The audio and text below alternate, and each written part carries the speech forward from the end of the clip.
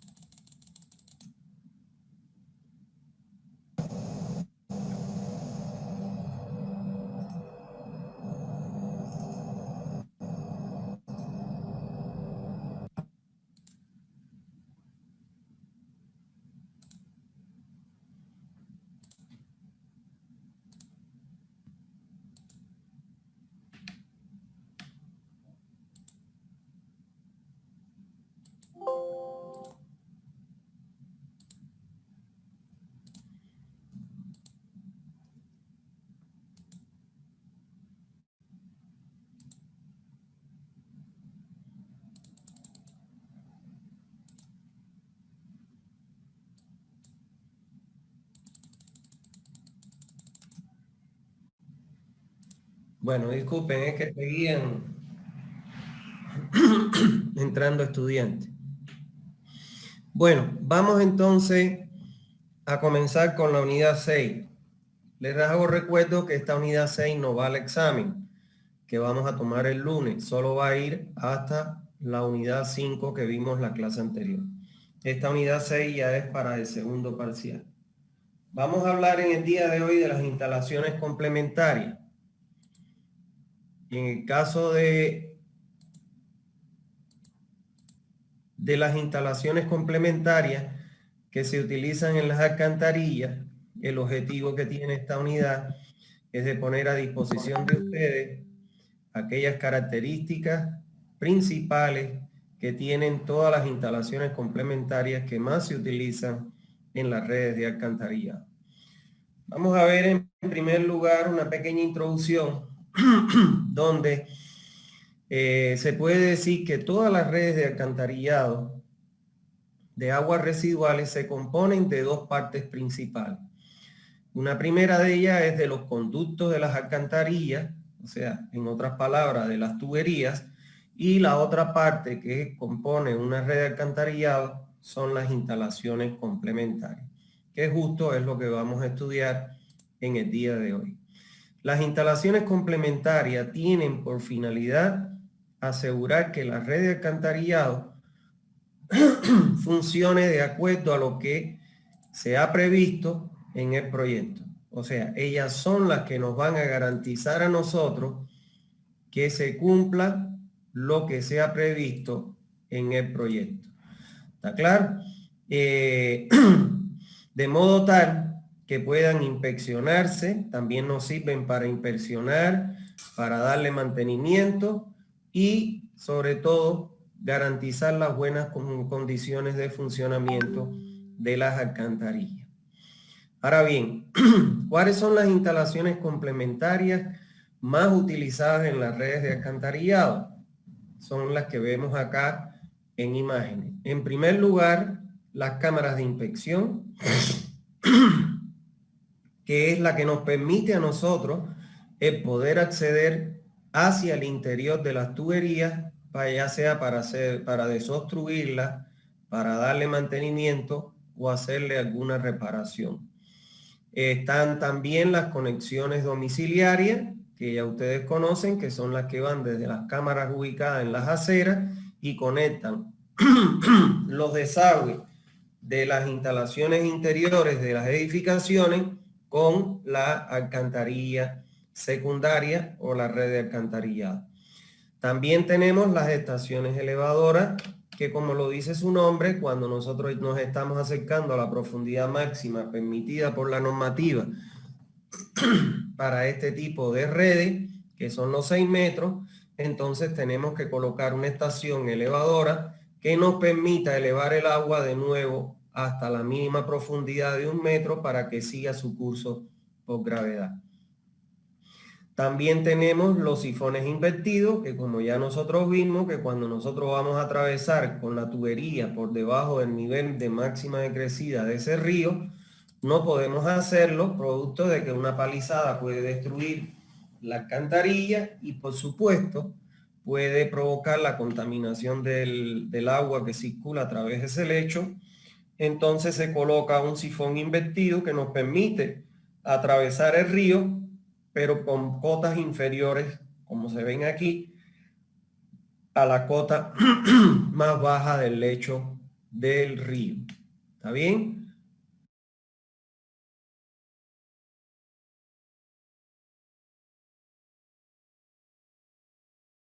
También tenemos como otra instalación complementaria los puentes canales.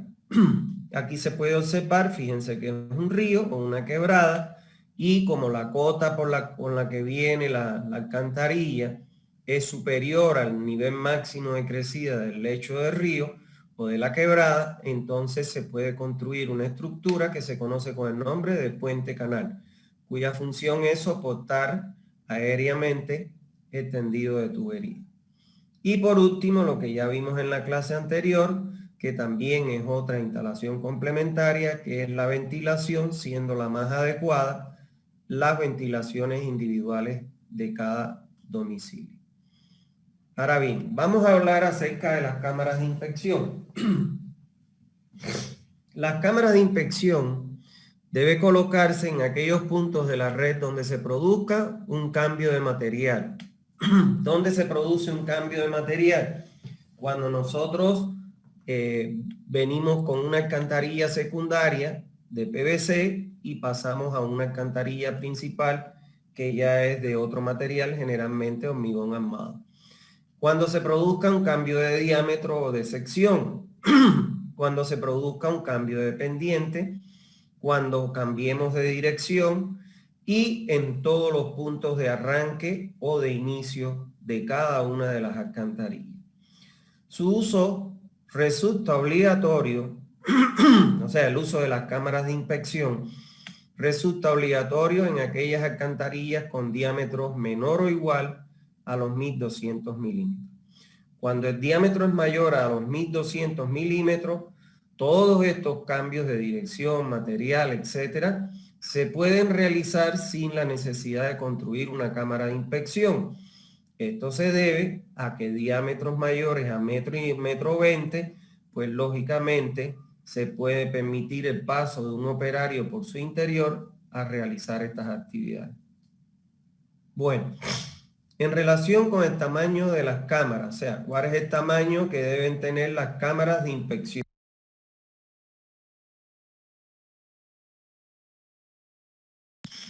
Bueno, las cámaras de inspección deben ser suficientemente grandes como para permitir un fácil acceso a las alcantarillas de los operarios y que a su vez en su interior de la cámara de inspección pueda ser capaz de operar o manejar una pala. ¿Por qué? Porque muchas veces cuando nosotros hacemos la limpieza o la desobstrucción de un tramo de alcantarilla, en la cámara situada aguas abajo hay un operario con una pala para que cuando venga eso que estaba obstruyendo, pues bueno, sacarlo y retirarlo no vaya a ser que vuelva a obstruir aguas abajo. La solera de la cámara debe permitir el apoyo de una persona para que ésta trabaje sin que perturbe la circulación del agua en la alcantarilla. Por eso vamos a ver nosotros que se construyen el cruce del agua en el interior de las cámaras, no se realiza por tuberías, ni mucho menos a que se largue el agua en todo el ancho de la cámara, sino que este cruce se realiza a través de lo que se conoce como las medias cañas.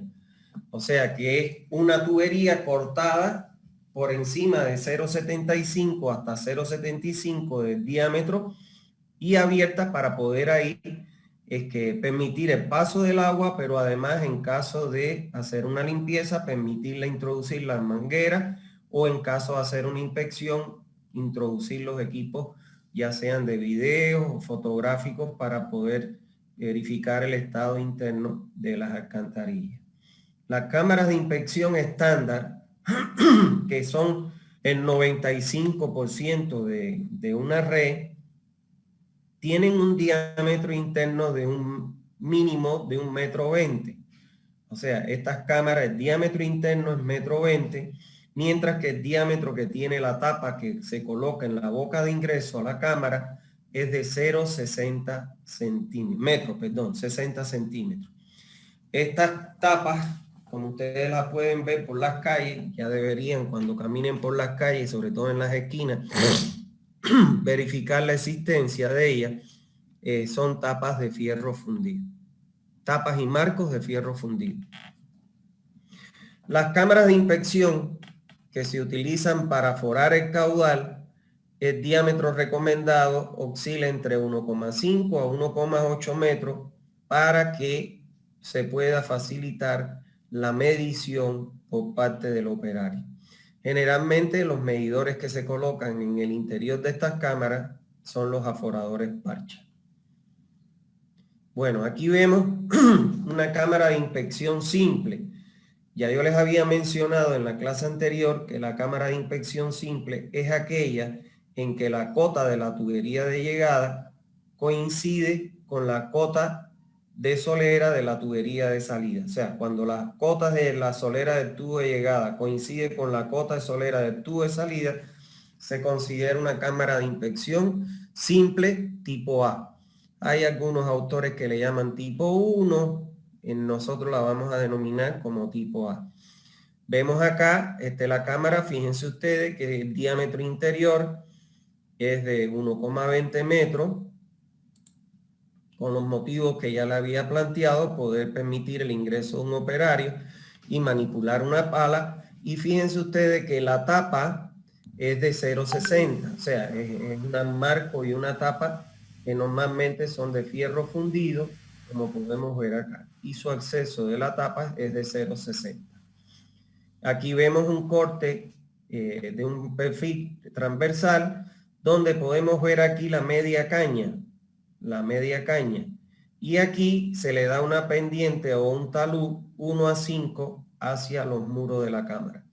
El agua, esta altura que tiene la media caña, debe ser como mínimo 0,75. Porque recuérdense ustedes que la altura máxima que alcance el agua dentro de la tubería es del 75% del diámetro. Fíjense cómo se separa la media caña de la solera, normalmente entre 5 y 10, preferiblemente 10 centímetros se separa. Entonces, ¿cómo se realiza esta media caña? Es muy fácil. Claro, para los operarios hay que enseñarlos, ¿no?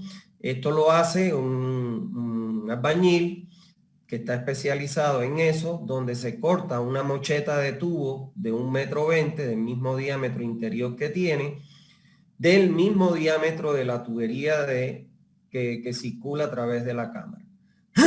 Una vez que se corte esa mocheta, se echa un mortero de arena con cemento y se incrusta la mocheta y se profundiza hasta dejar un tope. Acá abajo normalmente se pone lo que le llaman ustedes los civiles una galleta, que es una especie de cuadradito que tiene los 5, los 10 centímetros. Y entonces cuando topa esa galleta de 10 centímetros, entonces todo el material sale y entonces lo va conformando este talud 1:5. Cuando ya orea o seca un poco el mortero de hormigón que hay aquí, de cemento que hay aquí, perdón, entonces retira el tubo y cuando retira el tubo ya queda la media caña. ¿Está bien? Bueno, ¿cuál es el espaciamiento que se recomiendan para estas cámaras? Bueno, con relación a la distancia máxima entre cámaras de inspección, la distancia máxima de estas cámaras de inspección entre las cámaras está en función de los equipos de limpieza que se hayan previsto, pero en ningún caso será mayor a los 150 metros. Hoy en día, en la actualidad, yo les voy a mostrar aquí imágenes de los equipos. Aguapar los tiene. Son unos camiones cisterna que tienen una manguera que puede llegar hasta los 100 metros de longitud para hacer la limpieza. Por eso es que hoy en día se manejan estas separaciones entre cámaras. En alcantarillas pequeñas, de diámetros menores o iguales a 600 milímetros, las cámaras no deben situarse a intervalos mayores a los 100 metros de longitud. Si el diámetro está entre 700 y 1200 milímetros, el intervalo máximo entre las cámaras no debe ser mayor a los 120 metros. Y para diámetros mayores a 1200 milímetros, puede que no existan cámaras, pero en caso de que se construyan, la distancia mayor de separación es hasta los 150 metros. En relación con mi experiencia particular, que no quiere decir que sea el mismo criterio que ustedes adopten, yo particularmente las redes de alcantarillado que he diseñado en una cuadra, que normalmente las cuadras tienen 100 metros, yo siempre, a mí me ha gustado siempre colocar una cámara intermedia entre las que van en las esquinas. ¿Por qué? Porque eso facilita al operario la realización, sobre todo al operador de la red, la facilita los trabajos, ya sean de limpieza, de mantenimiento, de desobstrucción o de reparación de las tuberías. ¿Está claro? Pero bueno, es una experiencia mía propia y me gusta adoptar ese criterio. Este es el equipo que yo les digo. Saguapac los tiene, son blanquitos, los tanques son blancos también, no son azules como este. Entonces, fíjense ustedes que esto es un camión cisterna. Aquí adentro lo que tiene es agua, lo que lleva es agua. Y como ustedes ven acá, este es como un carrete de nylon, pero lo que tiene ahí adentro es una manguera, como ustedes ven aquí, es una manguera de media, no es más, es una manguera de media, máximo 3/4, hay algunos que tienen 3/4 pulgadas, y en el interior, en la punta de la manguera, que aquí no lo vemos, pero lo vamos a ver ahorita en otra imagen, tienen una punta de acero que tiene unos orificios que permite que el chorro se deflecte cónico y recto hacia adelante. Entonces, cuando se deflecta cónico, es para que vaya barriendo y limpiando todo el diámetro, el perímetro de la tubería. La presión que tiene esta manguera cuando sale el chorro, si usted le pone la mano, se lo puede cortar. Para que tenga una idea de la presión con que sale el agua a través de ese chorro. Entonces, el objetivo de esto es que además esta manguera actúa como los vibradores que ustedes utilizan para vibrar el hormigón, para que quede bien compactado el hormigón. Pues entonces ella tiene también, la punta vibra, de manera que va mojando y vibrando hasta que logra zafar la obstrucción que está, en este caso, bueno, obstruyendo la tubería, valga la redundancia. ¿Está bien? Este es el carro más simple, porque hay otro que viene combinado, como lo vamos a ver ahora, que es este otro que es más grande. Fíjense que tiene mayor capacidad de la cisterna, que este tiene la doble función. Una mitad o un poquito más de la mitad normalmente tiene agua para efectuar la limpieza. Miren ustedes acá, este es el casquillo de fierro que yo le digo. Entonces lanza un chorro cónico y un chorro frontal. Con el chorro frontal va ablandando y sacando la obstrucción, y con el cónico va limpiando totalmente lo que pudiera quedar adherido a las paredes de la tubería. Y tiene otra tubería, otra manguera, que es esta, mírenla acá, que es más gruesa, donde esta manguera lo que hace es que va succionando todo lo que esto va humedeciendo, mojando. Entonces esto lo va succionando de manera tal de que, bueno, cumple la doble función, desobstruye, pero además succiona lo que produce la obstrucción. ¿Está claro? Saguapac tiene estos carros. O sea, son carros que lógicamente son costosos, son carros costosos, pero bueno, pues vale la pena porque humaniza sobre todo el trabajo del personal, porque fíjense ustedes que, bueno, más allá de que aquí, como ustedes pueden ver, allá abajo hay otro operario.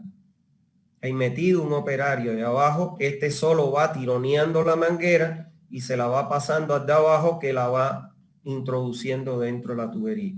Pero bueno, no deja de ser mucho más humano el trabajo que se realiza. ¿Está bien? Ahora, vamos a hablar acerca de las transiciones. Suele ocurrir, eso es común, que nosotros vengamos, por ejemplo, con un diámetro de 6 y ya el caudal, para hacer cumplir las recomendaciones de la norma que vamos a aprender acá, entonces tengamos que aumentar el diámetro. Entonces, para poder pasar de un diámetro menor a un diámetro mayor, siempre se hace a través de una cámara.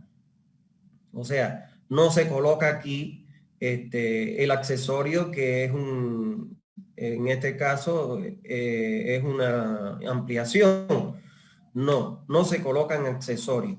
Donde único se coloca accesorio aquí en una red de alcantarillado es en la conexión de acometida, que se utiliza una T. ¿Está claro? Pero en el resto de todo se realiza a través de cámaras de inspección. Entonces, ¿qué es lo que se hace? El eje de la tubería menor y de la tubería menor se hace coincidir con el eje del diámetro de la cámara, y además es coincidente con el eje del diámetro de la tubería menor y el eje del diámetro de la tubería mayor. Entonces, con el diámetro de la tubería menor se hace la media caña como le enseñé, y después el operario con su pala de albañil, pala o cuchara de albañil, va ampliando la media caña y conformándola hasta que alcance el diámetro mayor. Y entonces esto se hace en media caña igual. ¿Está claro?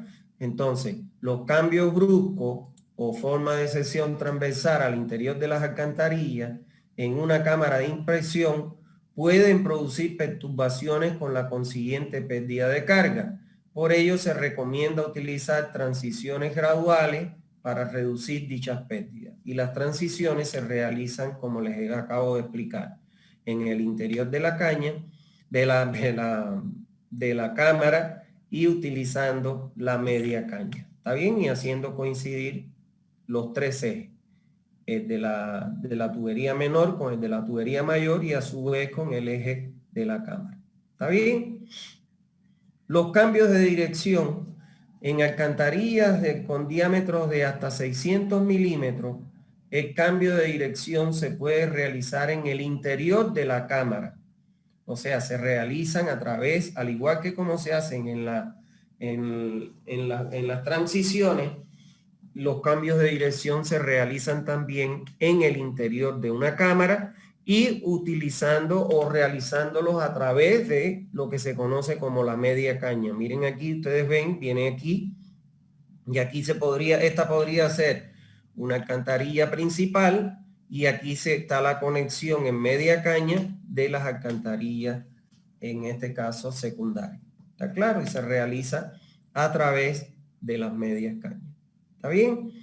Ahora, en alcantarillas de diámetro ya mayores a los 600, o sea, entre 700 y 1200 milímetros, el cambio de dirección en 90 grados se puede realizar de dos maneras. Una, que es esta que vemos aquí, que se puede realizar entre dos cámaras, y que cada una de las cámaras está situada de dos veces el diámetro de la cámara hasta el punto de intersección, y dos veces y ahí se colocan las cámaras y se gira en 45 grados en ambas cámaras. Esa es una forma de realizarlo. Y la otra es a través de una cámara cuyo tamaño es mayor, lógicamente, porque si estamos hablando de tuberías de 700 y 1200, no se puede girar en una cámara de un diámetro de 1,20 m. Se hace una cámara mayor, de diámetro mayor, se gira en el interior, y donde se produce la curvatura, como ya para esos diámetros el caudal de aportación es bastante grande, entonces se refuerza la base en la zona donde se produce el cambio de dirección. ¿Está bien?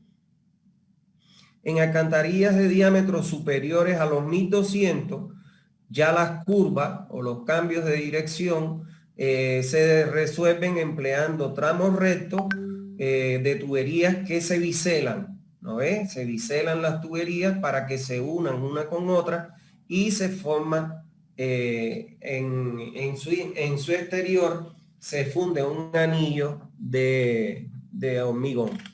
¿Está claro? Entonces, o se pueden construir estas estructuras en el lugar o in situ, como dice ahí. Vamos a ver ahora de qué están construidas las cámaras de inspección, o sea, cómo se construyen las cámaras de inspección. Dice, las cámaras de inspección se construyen de mampostería de ladrillo, pueden ser construidas, como vemos aquí, de mampostería de ladrillo con solera de hormigón armado. Miren aquí, han fundido la solera de hormigón armado y están comenzando a construir los muros de mampostería de ladrillo, sobre todo ladrillo adobito, ese es el que se utiliza, que debe ser impermeabilizada a ambos lados. O sea, se recomienda que sean impermeabilizadas a ambos lados. Normalmente lo que se utiliza es añadirle el Zika. Y entonces se impermeabilizan a ambos lados. ¿Por qué? Porque este ácido, sobre todo en las cámaras de mampostería de ladrillo, ha sido la fuente fundamental de penetración del líquido, del agua externa hacia el interior de la cámara. ¿Está claro? Porque no quedan bien impermeabilizadas. ¿Está claro? Y ha sido objeto de infiltración de las aguas subterráneas hacia el interior de las alcantarillas en muchas ocasiones. O sea, que una forma de construir las cámaras que es la menos recomendada. Es la menos recomendada. ¿Por qué es la menos recomendada? Porque se tarda mucho. Porque primero tienes que fundir, bueno, tienes que armar y fundir, en este caso, la solera de hormigón armado. Y entonces esperar cuando ya la solera seque al otro día, entonces empiezas a construir el muro de mampostería de ladrillo, que lleva bastante tiempo levantar esos muros. Entonces muchas veces esto ocasiona que la ruta crítica de tu construcción del alcantarillado se te va por la parte de la construcción de este tipo de cámara. Y bueno, se alargan los periodos de tiempo y te salen redes más costosas. El otro tipo de alcantarilla, de construcción de cámara, que es el que más se emplea, es el más común en la actualidad, es la construcción de las cámaras prefabricadas de hormigón a base de anillos. Fíjense que son anillos. La altura de estos anillos son de 50 centímetros. Y entonces, como ustedes pueden ver aquí, son como las maderas machimbradas.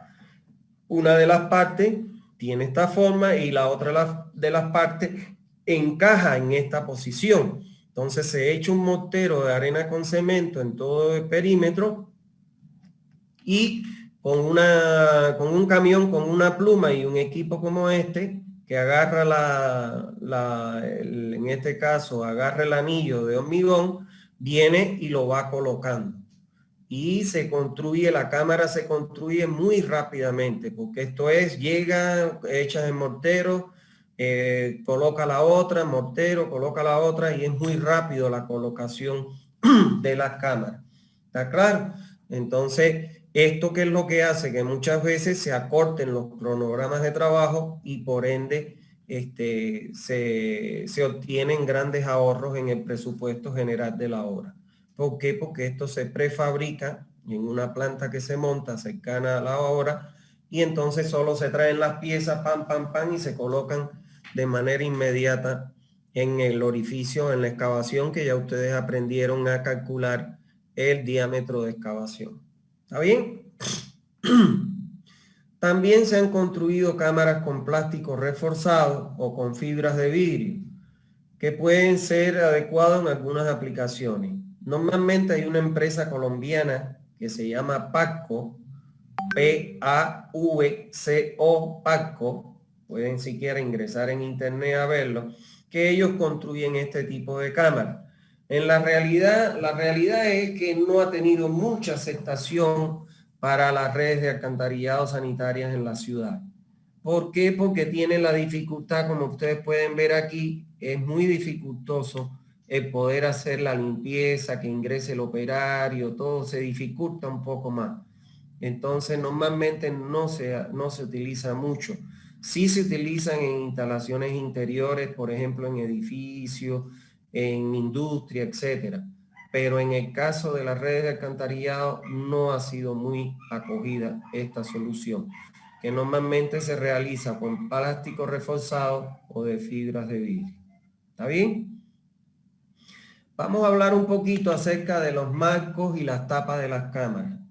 Yo les dije que las cámaras pueden ser ya sea de losa de solera con paredes de mampostería de ladrillo o pueden ser prefabricadas, ¿está claro? Con anillos prefabricados. Ahora bien, la terminación o la boca de ingreso a cualquiera de ellas, normalmente se utilizan unos marcos y unas tapas, como vemos aquí. Este es el marco y esta es la tapa, que son construidas en fierro fundido. ¿Está claro? Ahora, estos marcos y estas tapas deberán garantizar los siguientes aspectos. En primer lugar, seguridad, de modo que las tapas no se suelten. Cuando ustedes van a ver esto, revisan los marcos y las tapas, para sacarlo, como ustedes pueden ver, en primer lugar, porque son pesadas las tapas, la tienen que sacar como estaba utilizando este operario, una barreta. Y fíjense el esfuerzo que él está haciendo, o sea que cualquiera no puede llegar y sacarla con la mano. Entonces, y no se sueltan fácil. Miren ustedes el espesor que tiene la tapa, entonces no es tan fácil de que se pueda soltar. Tiene que tener facilidad de sustitución y reparación requerida por el desgaste del tráfico. Lógico, el tráfico que pasa por encima de ella la puede ir desgastando. Entonces, cuando sufren mucho desgaste que quedan por debajo de la cota de pavimento, pues entonces tienes que sacar la tapa. Ellos le echan, como pueden ver aquí, un mortero de arena con cemento, lo rompen, ese mortero, con un combo y un cincel, y sacan la tapa, rellenan y la suben o la bajan en caso de que se requiera bajar porque ha quedado muy alta. ¿Está bien? Que no pueden ser ruidosas, o sea, imagínense que esté pasando un carro, la pise y haga clan, clan, clan, clan. De noche eso no hay quien pueda dormir, las personas que vivan cerca. O sea, que la tapa ingresen en marco, como ustedes pueden ver ahí, herméticamente. No asiente y no hace ruido. Deben tener resistencia para soportar el peso de vehículos pesados. Por eso es que tienen estas costillas, yo le llamo así, no sé cómo ustedes le llamarían en estructura, pero tienen estas costillas que lo que hacen, ¿qué cosa es? Aumentar su capacidad de solicitación de carga. ¿Está bien? Deben tener posibilidad de ajuste con el desgaste de los pavimentos y corregir las desigualdades. O sea, muchas veces el pavimento se desgasta y sobresale la tapa por encima del pavimento. Entonces, deben permitir, como les dije, por eso es que aquí se le echa este mortero y después se saca con un combo y un cincel y se pueden subir o bajar de acuerdo a la necesidad. Deben tener protección contra la entrada,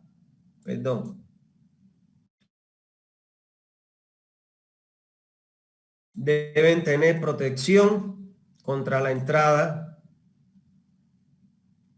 deben tener protección contra la entrada de aguas pluviales, porque lógicamente el agua que escurre no es conveniente que ingrese al interior, por eso tienen unos orificios pequeños, de manera tal que no ingrese el agua en cantidades. Y peor aún, que uno bote un cigarrillo, los fumadores que botan los cigarrillos muchas veces encendidos, bueno, si penetrara por un huequito de eso y hay mucha concentración de sulfuro de hidrógeno, puede producirse la explosión de la red de alcantarillado. Y por otro lado, deben tener protección mediante dispositivos de cierres que eviten que puedan arrojarse basura a través de ellos. Por eso es que ustedes ven aquí lo que está haciendo este operario. Fíjense la dificultad que tiene para poder sacarlo. Porque si no, cualquiera la levantaría la tapa y por ahí mismo botaría la basura.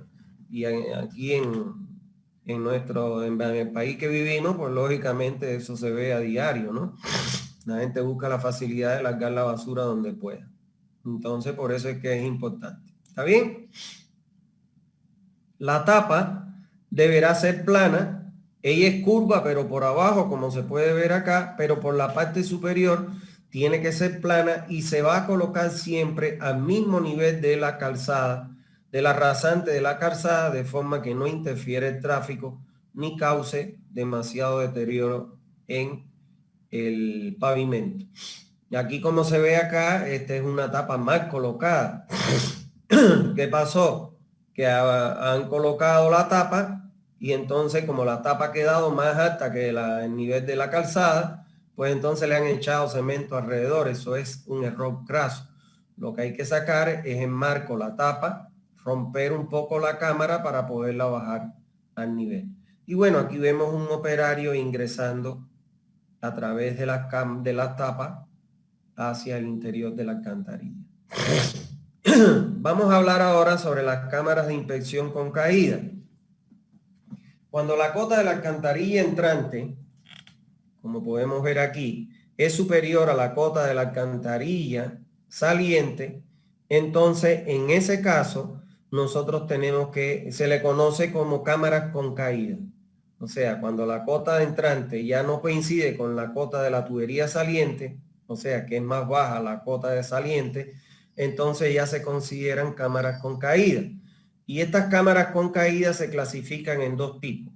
Para cámaras con caída H, que es la diferencia de cota entre la solera del tubo de llegada menos la solera del tubo de la cota y la solera del tubo de salida, cuando esa altura de caída es menor o igual a 0,75, generalmente lo que se hace es que se coloca un mortero de hormigón que permita, ¿qué cosa?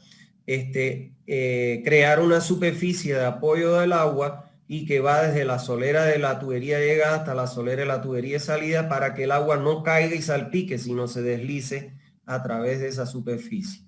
Ahora, cuando esa altura de caída es mayor a 0,75 metros, como vemos acá, lo que se hace comúnmente es que se coloca un tapón aquí y aquí se coloca una T y una bajante y un codo para incorporar el agua que viene en la tubería de llegada a la misma cota de salida de la tubería, de solera de la tubería de salida. ¿Está claro? Entonces esas son cámaras con caída para alturas de caída mayores a 0,75 metros. En relación con las conexiones domiciliarias, que son también las denominadas acometidas, no son más que tuberías de pequeño diámetro, como les dije en la clase anterior, 4 pulgadas, máximo hasta 6, que van desde la vivienda, pero específicamente desde la cámara domiciliar que se ubica en la acera, hasta la alcantarilla pública y su conexión se realiza por la parte superior. ¿Está bien? Como se puede ver acá.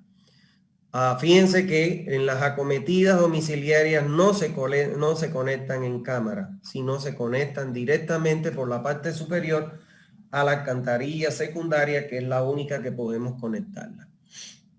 En algunos municipios se dejan construidas ya estas conexiones hasta la cámara de inspección, cuando la empresa construye el alcantarillado, de manera tal que cuando se construya la vivienda, el ejecutor de la vivienda pues se conecta al alcantarillado previa autorización de la empresa que preste el servicio y ya queda conectado.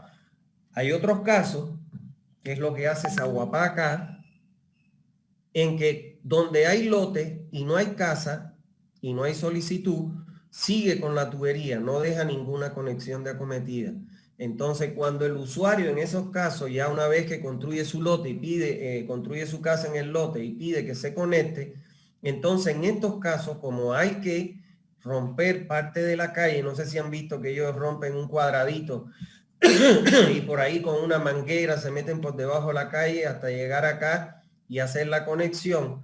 En esos casos, esas conexiones las hacen o los plomeros de la misma cooperativa o alguna empresa especializada que subcontrate la cooperativa, que es lo que hace Aguapaz, para que le realicen estos trabajos de conexión con el alcantarillado. La conexión con la alcantarilla secundaria no la puede hacer nunca el constructor. Solo lo hace el personal autorizado por la empresa encargada del servicio de alcantarillado de la zona. El diámetro mínimo de las tuberías de acometida, como les dije, es de 4 pulgadas y dependiendo del aporte de la edificación, este puede llegar a alcanzar un máximo de 6 pulgadas. La conexión de acometida del edificio empalma con la alcantarilla secundaria, puede empalmar de dos maneras: mediante una T del mismo diámetro de la alcantarilla secundaria y por arriba con una mocheta de tubo y un codo ya empalmaría la acometida, o mediante lo que se conoce como una silla Y o caballete, así también le llaman, que como podemos ver es un caballete, una silla parecida a una montura de un caballo, donde se le coloca aquí en la parte donde va a sentar, aquí se le coloca una junta de goma, de manera tal que cuando se aprieta con estos cinchos, entonces se comprime esa junta de goma y lógicamente se evita la fuga del agua. ¿Está claro? Esas son las dos formas de realizar las acometidas, las conexiones de acometida de un edificio. En alcantarillas de pequeño diámetro y poco profunda, ya sea la silla o sea el accesorio T, este se fija con un bloque de hormigón. Como podemos ver aquí, se embebe eso en un bloque de hormigón. ¿Para qué? Para evitar que las vibraciones de los vehículos pesados puedan poner en riesgo y se zafen estas uniones. ¿Está claro? Ahora, puede darse el caso también que cuando la alcantarilla se encuentra aún muy profunda con respecto a la cota de salida de la acometida, entonces en estos casos se coloca una tubería vertical que es unida mediante un codo de 90 grados en la parte con la conexión de acometida, se baja con una tubería vertical hasta su conexión con la alcantarilla. Y esa tubería bajante, fíjense ustedes como pueden ver aquí, se forra o se embebe con una columna de hormigón para evitar lo mismo, que las vibraciones la puedan zafar. ¿Está claro? Este es un plano real de una conexión de acometida profunda. ¿Está bien? Miren acá lo que les decía. Esta es una alcantarilla, esta es la acometida de un domicilio. Esta es la alcantarilla donde la van a conectar. Fíjense que están parados los hombres y es más alta que un hombre. Prácticamente debe tener, supongamos que esa persona tenga 1,60, por lo menos tiene doble, con unos 3 metros más o menos de profundidad. Entonces esto, una vez que ellos lo conectan, lo encofran aquí y funden, como les dije, esa columna de hormigón para evitar que las vibraciones puedan traer problemas de zafar esas uniones de tubo. ¿Está bien? Bueno, vamos a hablar ahora acerca de las cámaras de inspección domiciliaria. En una sección intermedia entre la edificación y la conexión de una acometida con la alcantarilla, o sea, entre el desagüe, el colector que recolecta las aguas en un domicilio y la conexión con la alcantarilla, siempre se coloca una cámara de inspección domiciliaria. Estas se colocan en las aceras, siempre se colocan en las aceras y tienen, como podemos ver aquí, una doble tapa. Estas no son, normalmente son de mampostería de ladrillo, revocada a ambos lados, y tienen una doble tapa. ¿Por qué tienen doble tapa? Porque si cualquier persona intrusa saca una tapa, en primer lugar para que los gases no lo puedan matar.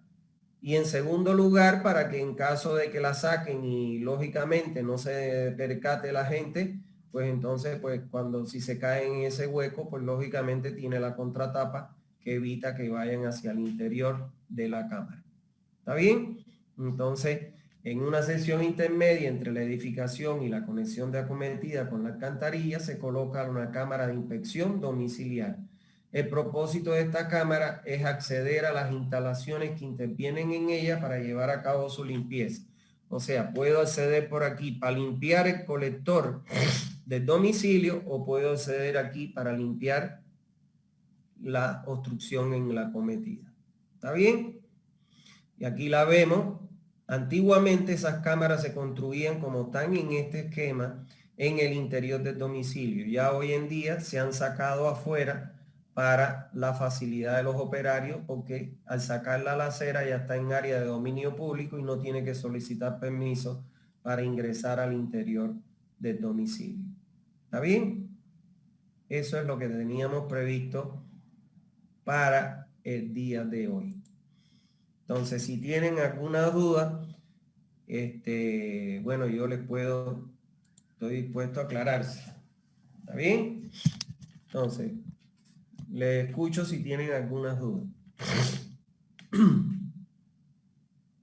Recuérdense, en primer lugar, que el lunes que viene vamos a tomar el examen. Hay ahora 83 alumnos. Eso significa que vamos a tener que tomarlo en 4 grupos. ¿Está claro? Yo no voy a hacerlos entrar por número ni orden de número de listas, nada.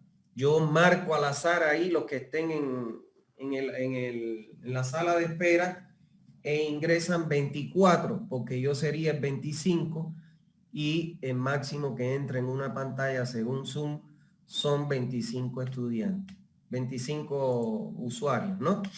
Entonces yo le tomaría el examen a esos 25 y después entraría el segundo grupo y así sucesivamente. Anoten mi número de teléfono porque a mi WhatsApp privado es que me van a enviar la foto del examen.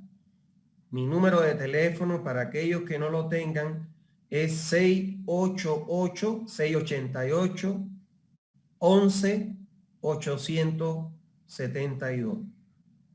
688-11-872. ¿Está bien? Ese es mi número privado. Ahí me van a enviar mi foto. Les pido por favor que traten de escribir.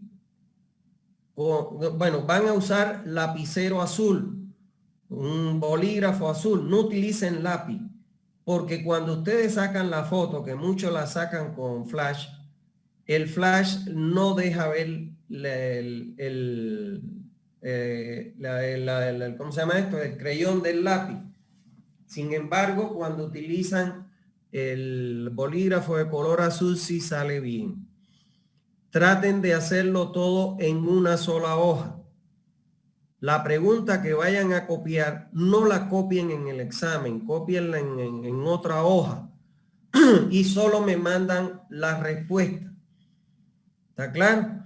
Me van a poner en el examen el nombre, los 2 apellidos y me van a poner la variante que les va a tocar. Cuando ingrese el alumno, yo les voy a decir, a ustedes les toca la variante 1, ponen variante 1. Cuando le ingrese el otro grupo y yo le diga variante 2, ponen variante 2. ¿Por qué? Porque a mí se me dificulta mucho después encontrar los exámenes. No es tan fácil como ustedes creen. Traten de escribir con letra legible.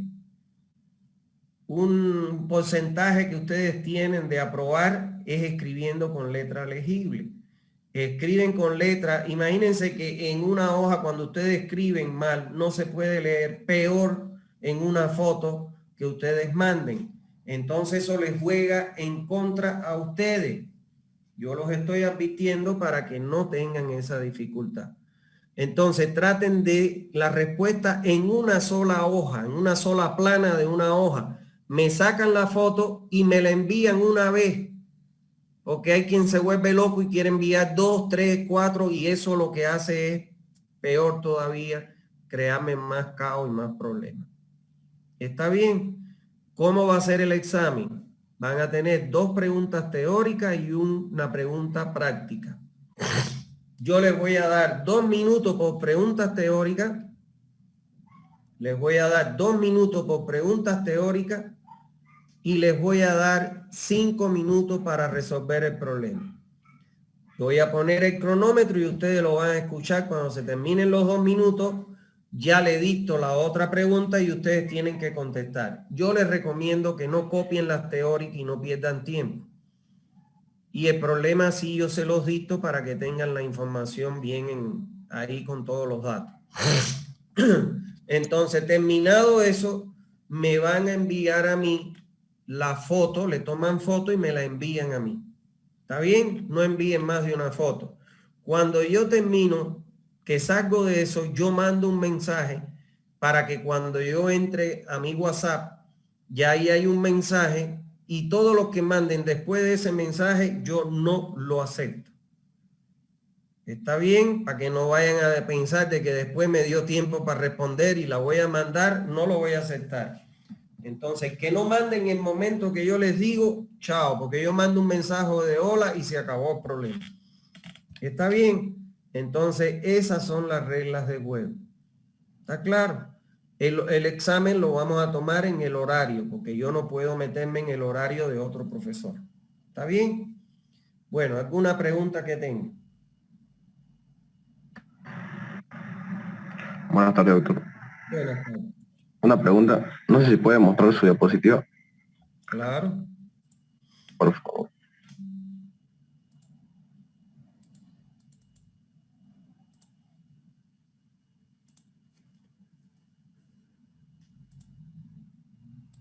¿Cuál de ellas?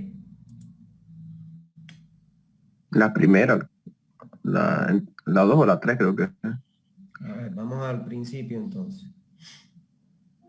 Tú me dices. Esa es la primera. No, La segunda. no, ahí. Ajá. En el tipo de, en el caso, digamos, que sea el tipo de material, digamos, en el inciso A, ahí los cambios, no, perdón, en el inciso B, los cambios de sección, ahí, hay varios incisos. ¿Eso ahí es obligatorio que se cumplan todos a la misma vez? ¿O puede ser indiferente que se cumpla uno? No, no, no. No tienen por qué coincidir. O sea, el cambio de sección no tiene por qué coincidir con el cambio de material, ni con el dependiente, ni de dirección. Normalmente eso se te va dando de acuerdo a la topografía, de acuerdo al cálculo hidráulico, los diámetros que vas calculando. O sea, eso no coinciden nunca. Pudiera darse el caso que te coincidan, pero por ejemplo, puede ser cuando llegas a la cámara que vas a entregar de una secundaria a una principal, ahí vas a tener un cambio de sección y vas a tener un cambio de material. Y tienes cambio de dirección. Se te pueden dar algunos casos, pero no siempre, ¿no? Otra, más adelante si puede, por favor. Me dice, yo voy pasando. Ya. Ah, no, a ver. ¿Dónde está esa imagen del sifón invertido? Donde se veía con la cota del lecho. Ahí. ¿Cuánto de la cota ahí del lecho a la tubería de la alcantarilla, digamos, cuánto tiene que ser ese separamiento, se podría decir? Separación. Separación. A ver, yo tengo un curso de puente donde enseño eso. Supongo que en puente te lo enseñen, porque es obligatorio eso. Tú sabes que en un lecho de un río, que es en el caso de un puente, tú puedes tener 3 tipos de socavaciones. Una socavación que es la socavación general, que por ejemplo, por este lecho, cuando aumenta el caudal, aumenta la velocidad y aumenta la erosión, producto del arrastre de la velocidad de transporte de material que está componiendo el fondo del lecho. Eso se llama socavación general. Como en estos casos no es un puente, porque en un puente tienes la socavación atrás de la pila y la socavación en el estribo, Aquí solo tienes socavación general. Hay unas fórmulas que te permiten calcular en función de la profundidad del agua y la velocidad del flujo y el caudal esa socavación general. Entonces tú tienes que colocar siempre tu tubería por debajo de la máxima socavación general a la cual se va a ver sometida ese lecho de río. Hay un método para calcularlo. Por eso te digo, yo lo enseño en un curso de diseño hidráulico de puente que yo doy en mi empresa. Yo supongo que en puente te van a enseñar eso, a calcular esa socavación general. Gracias. Listo. ¿Qué otra pregunta tiene?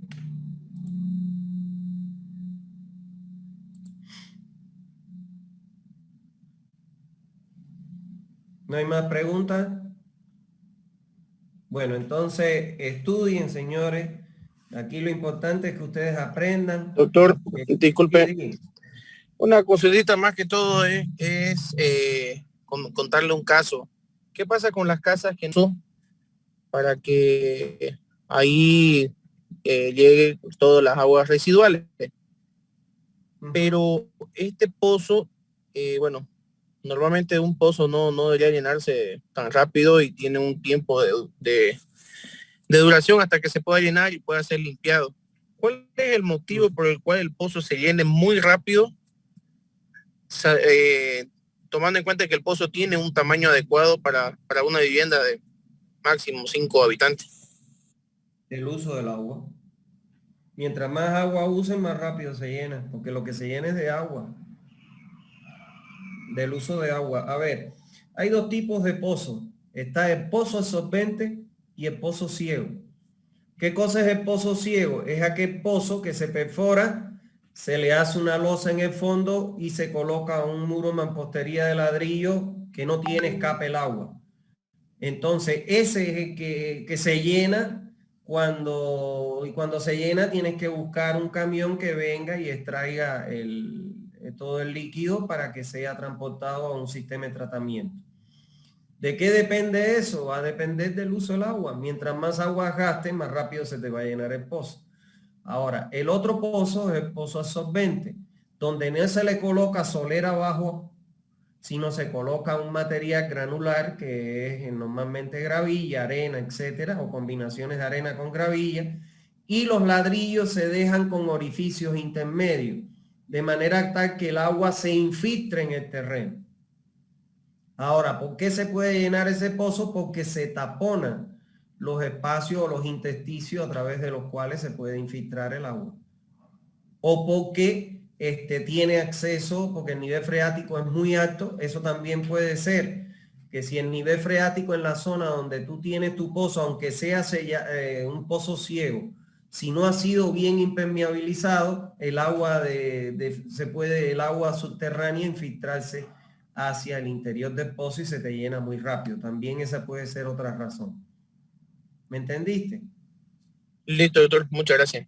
No, por nada, amigo. No quiero. Bueno, También he escuchado que a veces los pozos absorbentes se llenan muy rápido porque, por ejemplo, el agua que botan en las cocinas tiene mucho contenido de grasa y esto vuelve el pozo lo vuelve más permeable, menos permeable, y esto hace que la infiltración sea más lenta y su llenado más rápido. Claro, claro, es por eso, por lo que yo les decía, que se obstruyen los poros donde se va a infiltrar y además que muchas veces, por ejemplo, yo les voy a poner un ejemplo. A mí una vez me vinieron a buscar de una empresa que construyó a Galeguar, el matadero de Guarne, y me vinieron a buscar porque para que le diera solución a un problema de desagüe con galerías de infiltración, que es lo mismo, infiltrar el agua en el terreno. Y entonces, primer día que empezaron a fainear, se saturó el terreno y de buenas a primera le empezó a rebotar el agua y le inundó la planta donde estaban faineando. Lo primero que yo hice fue mandarles a hacer un estudio de suelo y efectivamente donde estaban infiltrando el terreno era arcilla y la arcilla es impermeable. ¿Está claro? No es permeable, es impermeable. Entonces también muchas veces se construyen pozos en terrenos que son impermeables, terrenos arcillosos, y lógicamente pues no se infiltra el agua y se inundan rápido, se llenan rápido. ¿Está bien? Eso es. Por eso cuando ustedes vayan a construir un pozo, siempre tienen que hacer tomar una muestra y hacerle el perfil del suelo para saber si es factible o no la ocurrencia de eso. Para que tú puedas colocar un pozo de infiltración, un pozo absorbente o una galería de infiltración, tienes que tener como mínimo una infiltración superior a los 25 milímetros por hora. Si no es así, no es mayor a 25 milímetros por hora, no se puede realizar la infiltración en el terreno. ¿Está bien? Eso es. Eso yo, cuando el curso este que yo les decía, que yo doy de diseño de instalaciones hidráulicas y sanitarias para edificios, ahí hay un módulo que es el módulo 4, donde yo les enseño a diseñar todos los sistemas de tratamientos individuales en los domicilios. Es muy bonito ese curso, pero es largo y me aburre, ya lo di, ya me cansé, hasta que no se me olvide otra vez, no lo vuelvo a dar, pero no, lo voy a volver a hacer. La gente llama todo el tiempo, ¿cuándo lo va a volver a dar el curso, por favor? Pero es cuando ya se me olvida un poco, ya yo lo doy. Pero es muy bonito, ahí les enseño a diseñar piscinas, les enseño a diseñar agua caliente, todo centralizado, con termotanque, con calefón, todo, muy lindo el curso. Les enseño a diseñar todo. Bueno, ¿alguna otra pregunta? Doctor. Sí. Disculpe, para establecer, por así decirlo, el periodo de diseño, hay dos formas, ¿no? Que es por las componentes de la red y por la población actual. Pero en el caso, usted mencionaba que bueno, lo más común que se utiliza es la población actual, ¿no? Sí. Con respecto a los componentes de la red, ¿por qué no se utiliza ese criterio? ¿O más se utiliza la otra? Igual, lo puedes utilizar y nadie te puede decir nada porque está en la norma, ¿no? Se utiliza igual. Lo que pasa es que cuando llegas ahí, por ejemplo, te habla de los colectores, emisarios, interceptores, que se diseñan para 30 y 50 años, y muchas veces la economía es lo que frena eso. ¿Me entiendes? Entonces, cuando tú lo calculas para, por ejemplo, en función a la población, a lo mejor lo puedes diseñar en 20 años. Y entonces son más económicos, o sea, tienen más facilidades para construir un alcantarillado para ese momento, para ese monto, que no para 50 años. Pero puedes hacerlo, no hay problema en eso, nadie te puede decir nada. Gracias. Porque está en la norma. ¿Alguna otra pregunta? Bueno, si no hay más preguntas, estudien, por favor. Lo más importante es que ustedes aprendan. Eso es lo más importante porque eso es lo que les va a dar la competitividad y poder lograr trabajo. Mire que ahora está difícil. Tengo muchos estudiantes míos que me llaman, que están sin trabajo. Realmente es grave la situación como está. Entonces, si aparte de eso, que no hay trabajo, siendo bueno, pues siendo malo, peor todavía te van a contratar. ¿Está bien? Entonces estudien, por favor. Y nos vemos. Chao, cuídense.